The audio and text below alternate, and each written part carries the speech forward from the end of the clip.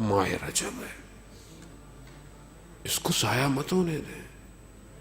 عرفا جب ماہ رجب شروع ہوتا ہے اپنے اوپر ایکسٹرا سختیاں کر دیتے تھے، کیوں؟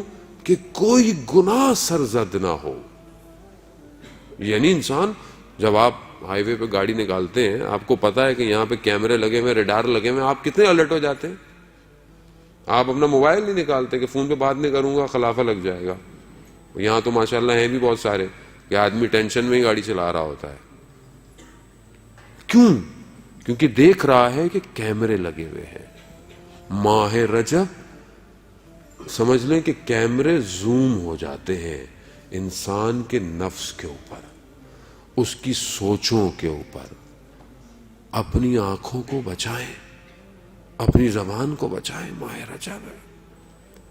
یہ جو ہمیں ماہ رمضان میں کیفیت ہماری پیدا نہیں ہوتی، اس کی وجہ یہی ہوتی ہے کہ ہم نے ماہ رجب میں کچھ کیا نہیں ہوتا، اور ہم ماہ رمضان میں سر پہ ٹوپی رکھ کر ہاتھ میں تسبیح پکڑ کر سمجھتے ہیں کہ بس اللہ کے قریب ہو جائیں گے، اور جب آخری ماہ رمضان کے ایام آتے ہیں تو اب کب ختم ہوگا رمضان، کب ختم ہو رہا ہے، چاند کب نکل رہا ہے، جبکہ چوتھا امام کیا کہہ رہے ہیں کہ پروردگار کاش کہ یہ مہینہ ختم نہ ہوتا۔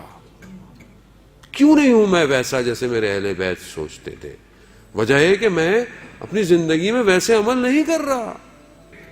لیکن گفتگو کا دوسرا محور آج باب الحوائج ہے، یہ دروازہ ہے حاجتوں کا کہ جو کھلا ہوا ہے، اور آج زیادہ کھلا ہوا ہے کیونکہ آج جو شخص آئے گا وہ اپنی مرادوں کو لے کر جائے گا۔